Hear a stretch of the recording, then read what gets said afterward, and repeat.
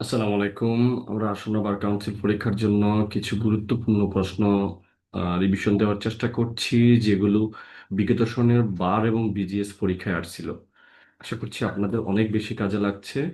তো আমরা আজকে এখন দেখব চোরাই মাল কি। দণ্ডবিধিতে প্রদত্ত চোরাই মালের সংজ্ঞা দিন। একজন ব্যক্তি অসাধুভাবে চোরাই মাল গ্রহণ করলে তার ফলাফল কি? তাহলে চোরাই মাল বা স্টলেন প্রপার্টিটা কি? দণ্ডবিধি 1860-এর 410 ধারায় চোরাই মালের সংজ্ঞা দেওয়া হয়েছে। 410 ধারা অনুযায়ী চুরি, বলপূর্বক গ্রহণ, দস্যুতা, অপরাধমূলক আত্মসাৎ, অপরাধমূলক বিশ্বাসভঙ্গ এর মাধ্যমে কোনো সম্পত্তি গ্রহণ বা হস্তান্তর করা হলে উক্ত সম্পত্তি চোরাই মাল বলে গণ্য হবে। তবে চোরাই মাল যদি মূল মালিক তথা প্রকৃত দখলদারের নিকট চলে আসে, তখন উক্ত সম্পত্তি আর চোরাই মাল বলে গণ্য হবে না। এছাড়া প্রতারণামূলক হস্তান্তরের দ্বারা অর্জিত বা প্রাপ্ত সম্পত্তিকে চোরাই মাল বলে গণ্য করা যায় না।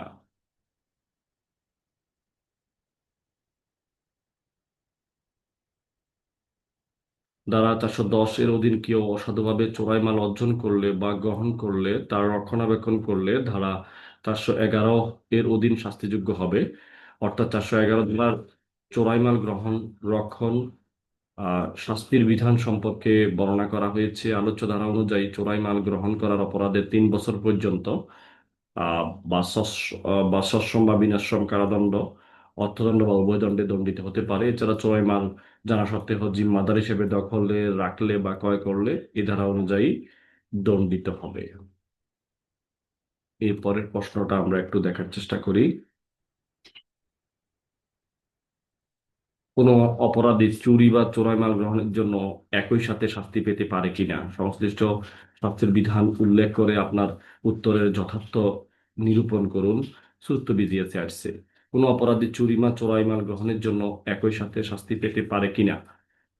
না, কোনো অপরাধী চুরি বা চোরাই মাল গ্রহণের জন্য একই সাথে শাস্তি পেতে পারে না। কারণ 410 ধারায় বলা হয়েছে, চুরি, বলপূর্বক গ্রহণ, দস্যুতা, অপরাধমূলক আত্মসাৎ এবং অপরাধমূলক বিশ্বাসঘাতকতার মাধ্যমে কোনো সম্পত্তি দখল, গ্রহণ বা হস্তান্তর করা হলে উক্ত সম্পত্তি চোরাই মাল বলে গণ্য হবে। এখানে দেখা যাচ্ছে যে সম্পত্তিটি চুরি করার মাধ্যমে চোরাই মালে পরিণত হয়েছে। ধারা 411 ধারায় চোরাই মাল গ্রহণের শাস্তি নির্ধারণ করা হয়েছে 3 বছর পর্যন্ত সশ্রম, বিনাশ্রম কারাদণ্ড বা অর্থদণ্ড বা উভয় দণ্ড। 411 ধারায় চুরি এবং চোরাই মালের শাস্তি আলাদা করে বলা হয়নি, এখানে দুটোকে একত্রে ধরা হয়েছে। একটি মামলায় বলা হয়েছে কোনো ব্যক্তিকে 380 বা 411 ধারায় দোষী সাব্যস্ত করে একত্রে দণ্ড প্রদান করা যায় না। যদি আসামিকে 380 ধারায় দণ্ড দেওয়া যায়, আপনার 411 ধারায় দণ্ড দেওয়া যাবে না। এবং ডাকাতির অপরাধের দণ্ডবিধির 395 ধারা অনুযায়ী দণ্ড দেওয়া হলে উক্ত ব্যক্তির ডাকাতির লব্ধ মালামাল রয়েছে বলে পুনরায় 412 ধারা অনুযায়ী দণ্ড দেওয়া যায় না। আশা করছি বিষয়টা বুঝতে পেরেছেন।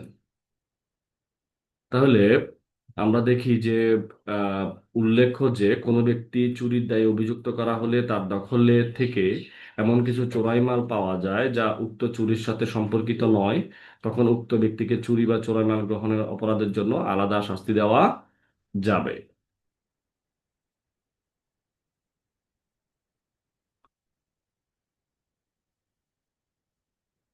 একটি মামলায় একজন অভিযুক্তের বিরুদ্ধে দি পেনাল কোড 1860-এর 379 অর্থাৎ চুরি এবং 411 ধারায় চার্জ গঠিত হয়। অভিযুক্তের বিরুদ্ধে দোষ প্রমাণিত হওয়ায় বিজ্ঞ ম্যাজিস্ট্রেট 379 ধারা 2 বছরের সশ্রম কারাদণ্ড ও 411 ধারা 6 মাসের সশ্রম কারাদণ্ড দিলেন। উক্ত কারাদণ্ড সঠিক হয়েছে কিনা সংশ্লিষ্ট আইনের উল্লেখে উত্তর দিন। উক্ত কারাদণ্ড সঠিক হয়নি। যে ব্যক্তি চুরি করেছে তার নিকট চোরাই মাল থাকা স্বাভাবিক, তাই অভিযুক্ত ব্যক্তিকে চুরির জন্য 379 দ্বারা শাস্তি দিলে তাকে পুনরায় 411 দ্বারা চোরাই মাল রাখার অপরাধের শাস্তি প্রদান করা যুক্তিসঙ্গত নয়। এখানে দেখা যাচ্ছে সম্পত্তিটি চুরি করার মাধ্যমে চোরাই মালে পরিণত করা হয়েছে। 411 ধারায় চোরাই মাল গ্রহণের শাস্তি নির্ধারণ করা হয়েছে 3 বছর সশ্রম, বিনাশ্রম কারাদণ্ড, অর্থদণ্ড বা উভয়। 411 দ্বারা চুরি বা চোরাই মালের শাস্তি আলাদাভাবে করে বলা হয়নি, এখানে দুটোকে একত্রে ধরা হয়েছে।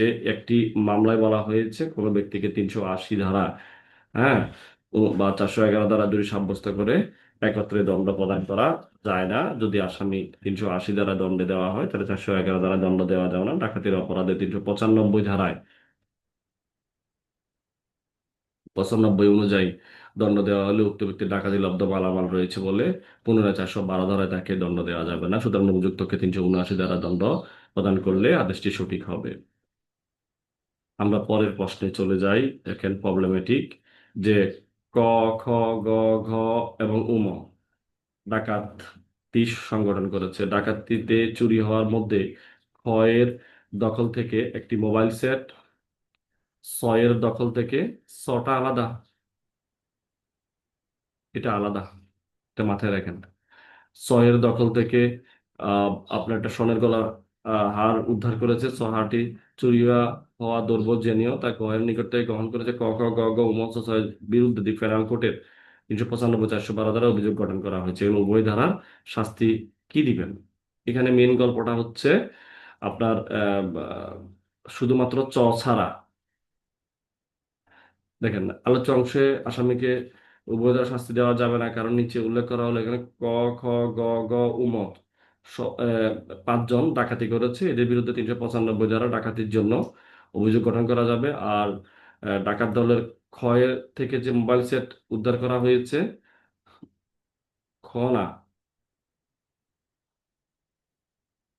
প্রয়োজন নাই। আচ্ছা, এখানে যে ক্ষয়ের কাছ থেকে যে এই জন্য যে 412 ধারা ডাকাতি, মানে ক্ষয়ের কাছ থেকে যে মোবাইল সেট উদ্ধার করা হয়েছে এর জন্য 412 ধারা ডাকাতি বা চোরাই মালের জন্য আলাদাভাবে গঠন করার প্রয়োজন নাই।